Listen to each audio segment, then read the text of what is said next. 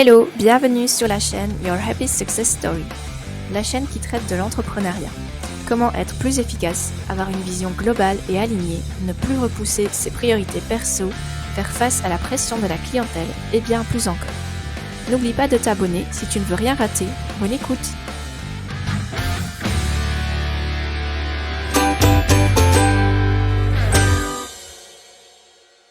Hello, aujourd'hui on va parler du Miracle Morning.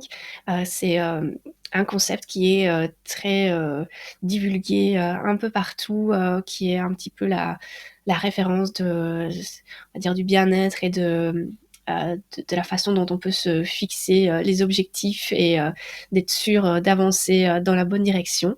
Alors moi j'ai entendu parler du Miracle Morning déjà depuis un certain nombre d'années. Finalement, j'ai jamais pris la peine de prendre le livre originel dont tout le monde parle et de le lire et de suivre les différentes étapes.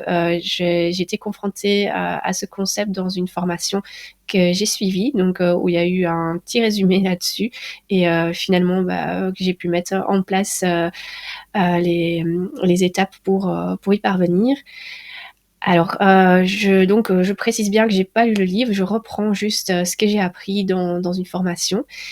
Et donc, je voulais déjà faire un petit rappel par rapport à ce que c'est. Donc, c'est une routine donc qu'on met en place le matin dès son réveil pour vraiment se mettre dans un espèce de mood où on va dire tout dégommer de sa journée dans le sens positif bien sûr, donc se mettre vraiment dans une énergie très productive pour avancer vers ses objectifs et qu'on va d'ailleurs se rappeler pour vraiment avancer dans cette direction-là.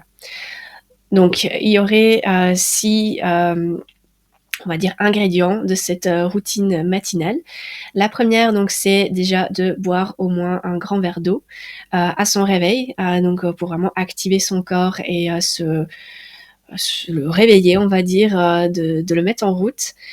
Et ensuite, l'ordre n'a pas vraiment d'importance dans les différentes étapes que je vais dire. Donc, il faudrait faire des étirements ou du yoga pendant 5 à 10 minutes pour de nouveau faire comprendre à son corps que maintenant on est levé, faut y aller et réactiver un peu l'énergie, réactiver la circulation et pas être là avec les yeux collés à se traîner jusqu'à la machine à café et s'habiller lentement, etc. Donc vraiment se mettre directement, on va dire, dans le bain et bien démarrer. Donc d'abord prendre un verre d'eau, puis faire des étirements, du yoga. Ensuite, un des ingrédients, c'est la lecture des affirmations. Donc, les affirmations, c'est quelque chose vers quoi je vais revenir dans un autre podcast. Mais en gros, c'est des phrases qu'il faut écrire, donc soit pendant le Miracle Morning parce qu'il y a une des étapes, c'est l'écriture. Donc, les affirmations, c'est des petites phrases qu'on va aller lire pour on va dire s'auto-persuader qu'on peut y arriver, qu'on est peut-être déjà en train de vivre certaines situations, afin que notre pensée se tourne vraiment vers le fait d'avancer et d'attirer aussi certaines choses à nous et aider notre cerveau aussi à voir les opportunités. Parce que parfois on est tellement fermé à certaines choses, à être là dans la routine quotidienne, qu'on passe à côté des opportunités. Donc en s'éveillant le cerveau à ces petits challenges, à ces objectifs, au développement personnel, eh bien on va déjà pouvoir voir on va dire la vie autrement et attirer des choses vers nous afin qu'on puisse saisir des opportunités d'évoluer. Donc, une affirmation, c'est le fait de transformer, par exemple, une peur en quelque chose de plutôt positif. Donc, par exemple, on peut dire j'invente, j'ai peur des chiens. Eh bien, on va essayer de le transformer en disant je suis à l'aise en compagnie des chiens et je me sens bien. Ou voilà, quelque chose qui te correspond un peu plus. Donc, tu peux vraiment écrire la phrase comme tu veux, mais elle doit être écrite sans négation et au présent. Sinon, notre cerveau ne comprend pas. Donc, tout ce qui est ne plus avoir peur, bah, ton cerveau, il va comprendre avoir peur. La négation, il va l'oublier. Donc, un autre exemple pourrait dire oui, j'aimerais bien faire ça, mais alors tu transformes la phrase pour l'écrire en disant je fais 1 heure de vélo par semaine. Donc, c'est quelque chose qui est un peu quantifiable finalement et qui donne pas spécialement la place au doute et aux excuses non plus. Parce que j'aimerais bien faire ça si j'avais pas ça comme obstacle. Voilà, ça marche pas. Donc, vraiment mettre je fais 1 heure de vélo par semaine. Et tu peux mettre ça vraiment à ta sauce pour n'importe quel objectif, n'importe quelle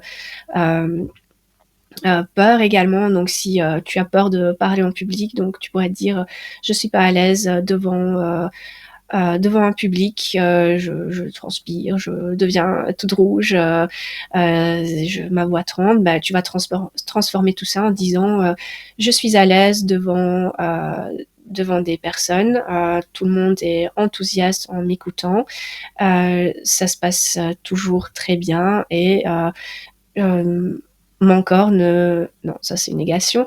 Donc j'allais dire mon corps ne me trahit pas, mais ça on peut pas le dire. Donc je garde une couleur naturelle et mes mains sont calmes, par exemple. Donc, pour ne pas dire donc ne tremble pas, mais on va dire mes mains sont calmes. Donc voilà, je pense que tu as saisi le truc. Donc il faut se faire une liste de ces affirmations-là, donc que tu vas relire donc tous les matins pour te mettre vraiment ça en tête, pas oublier, pas perdre de vue certains objectifs. Et moi par exemple, je me fais des affirmations et au fur et à mesure en lisant la liste, je me dis ça c'est bon, je l'ai intégré. Donc je le mets dans une autre colonne dans mon Trello. Je vais mettre dans une autre colonne, voilà, que c'est une affirmation qui est ok. Et de temps en temps, je vais dans cette colonne-là voir si effectivement il faut pas la remettre pour dire de la répéter de temps en temps. Et ainsi, je perds pas non plus de vue des choses sur lesquelles je veux travailler, parce que parfois, oui, on va peut-être se rappeler, oui, je voulais bosser en développement personnel sur cette compétence-là, et finalement, on a d'autres trucs qui viennent et on l'oublie. Puis plusieurs années après, on dit ah oui, mince, j'ai pas persévéré, j'ai oublié. Ça permet un petit peu de se rappeler aussi les choses qu'on a sur lesquelles on a envie de bosser et avancer. Donc le fait de les lire, ces affirmations-là, tous les matins, ça va t'aider à rester focus. Donc je trouve que c'est un outil qui est assez puissant. Alors un autre ingrédient, c'est le carnet de gratitude. Donc le fait d'être reconnaissant pour ce que la vie t'apporte finalement. Donc pour essayer, en fait le but de ça, c'est d'arrêter de voir le négatif, de plutôt s'orienter vers le positif. Et finalement on dit toujours le positif ramène le positif. Est-ce que c'est vrai comme ça? Je ne sais pas, mais en tout cas les choses négatives vont avoir moins de poids dans ta vie et dans ta vision. Donc tu auras plus tendance à voir les choses positives, on va dire merci à l'univers pour des choses positives qui te sont arrivées, et les choses négatives vont avoir tendance à disparaître plus vite ou avoir en tout cas moins de poids sur ta journée. Donc je t'invite à faire cet exercice-là, soit le matin ou à d'autres moments de la journée. Moi, ce que j'essaie de faire aussi, c'est au niveau de la gratitude, quand il m'arrive quelque chose de positif, que j'ai quelqu'un qui par exemple me rend un tout petit service ou tout simplement me sourit sur le parking ou par exemple, mon magasin me laisse passer devant lui ou des choses comme ça. Donc là, je prends l'exemple des courses, mais tu peux appliquer ça un peu de tout. Donc, je vais essayer de dire merci, c'est vraiment chouette de vivre ça. Donc, je vais essayer de donner moins d'importance aux choses négatives et d'en donner beaucoup plus aux choses positives. Que quand on fait ça, on se dit ça va. En fait, il m'arrive quand même pas mal de choses positives et il y a vraiment une transformation qui se fait pas pour tout, hein, bien sûr. Il y a des moments où les journées sont difficiles, donc c'est dur de garder la positive attitude, mais ça aide quand même à relativiser pas mal de choses, parce que quand on commence à citer toutes les choses qui nous arrivent, pour lesquelles on est heureux de pouvoir les vivre, finalement on se dit qu'on a quand même beaucoup de chance. Un autre ingrédient, c'est l'écriture, donc prendre 10 minutes à écrire. Donc ce côté-là, donc ça peut être soit écrire sur des choses qui te viennent comme ça, ou des choses qui ont pu te perturber, que tu as besoin de sortir de toi. Moi, je l'utilise plus comme ça si quelqu'un m'a énervé et que je peux plus aller l'engueuler, on va dire, ou que c'est quelqu'un qui est inaccessible, ben, je vais l'écrire sur papier. À la limite, je vais brûler la feuille après. Et franchement, ça libère pas mal de ce poids. J'ai l'impression de l'avoir dit à la personne et finalement, ça s'en va beaucoup plus rapidement que si je reste dans mes pensées à me répéter, ouais, j'aurais dû dire ça, j'aurais dû dire ça, j'aurais dû réagir ainsi. Ben, voilà, je mets, on va dire, ma réaction sur papier et comme ça, ben, je me libère en fait de cette situation. Mon cerveau se dit, bah ok, elle lui a répondu, c'est bon, je dois plus le tourner en boucle dans ma tête. Bon, pour des gros trucs, des gros soucis, ça marche pas toujours, mais alors il faut le refaire pour essayer de se libérer le cerveau. Après, au niveau de l'écriture, bah tu peux aussi écrire ta vision, tes projets, enfin tout ce que tu veux en fait. Donc vraiment quelque chose qui te passe par la tête, qui a besoin de sortir, parce que finalement tout garder en tête, ou alors juste le raconter comme ça, voilà, c'est pas ça ne sort pas de la même façon que si c'est pensé, si c'est écrit et que il y a vraiment une connexion entre la main et le cerveau. Et le dernier ingrédient, c'est la méditation de 5 à 10 minutes. Donc, soit une méditation pour se détendre, soit une méditation qui va te donner plein d'énergie. Il y a plein de thèmes de méditation possibles, donc il faut voir ce qui te convient. Tu peux faire des méditations aussi sur tout ce qui est un peu focus, donc de transformation, etc., où tu repenses à tes affirmations, ou alors carrément faire des méditations qui intègrent des affirmations. Ça existe aussi, il suffit de taper sur YouTube, t'en as plein. Donc c'est vraiment un moment à prendre pour soi et à se déconnecter de tout. Donc encore une fois, je reviens avec ça, mais les notifications, le téléphone, se mettre au calme et profiter de ce moment-là. Donc je récapitule, boire un verre d'eau, faire des étirements du yoga pendant 5-10 minutes, lire ses affirmations, faire un carnet de gratitude, ou alors juste se dire pourquoi on est reconnaissant. Mais le fait de prendre un carnet peut t'aider à relire les choses qui te sont arrivées positives quand il y a des jours où tu en as eu moins ou que tu te sens moins bien. Donc ça peut être pas mal. Alors aussi donc le moment d'écriture, donc le thème, ça c'est finalement c'est toi qui choisis. Et alors la méditation. Je voulais te parler aussi du côté pratique de ce Miracle Morning. Normalement, ben, ça se fait au matin, ça serait là que ça serait le plus puissant. Alors, moi, c'est quelque chose que je n'arrive pas à faire, parce que soit je dois me lever à 5 heures du matin, ou peut-être un petit peu plus tard, mais c'est caricaturé, mais à peine, pour pouvoir le faire. Parce que voilà, je suis maman, donc si je me lève, ben, je suis pas toujours tranquille au matin, donc le faire avec ma fille qui est à côté, bah, c'est une mission impossible parce que c'est un moment où on doit vraiment être concentré sur ce qu'on fait et se centrer sur soi-même, être dans le calme. Donc le faire avec un enfant qui est à côté, bah, c'est pas très possible. Donc soit j'ai le choix de me lever bah, beaucoup plus tôt que ma fille, mais alors je dérange une autre personne qui partage mon lit, qui serait pas très heureux d'avoir un réveil qui sonne alors qu'il pourrait encore dormir une demi-heure, une heure de plus.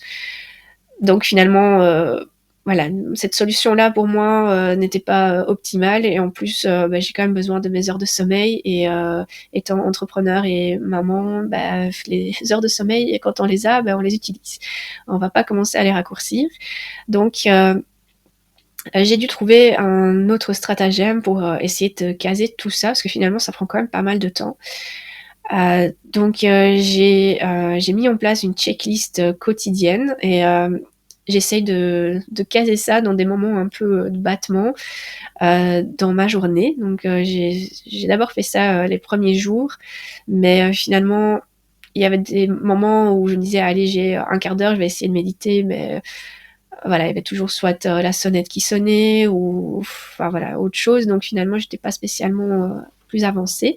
Donc il y a soit moyen de se dire j'ai une demi-heure dans la journée, je vais essayer de caser ça là, mais il faut bien se ménager son moment tranquille, ou alors le faire au soir finalement. Donc moi c'est ce que j'ai fait.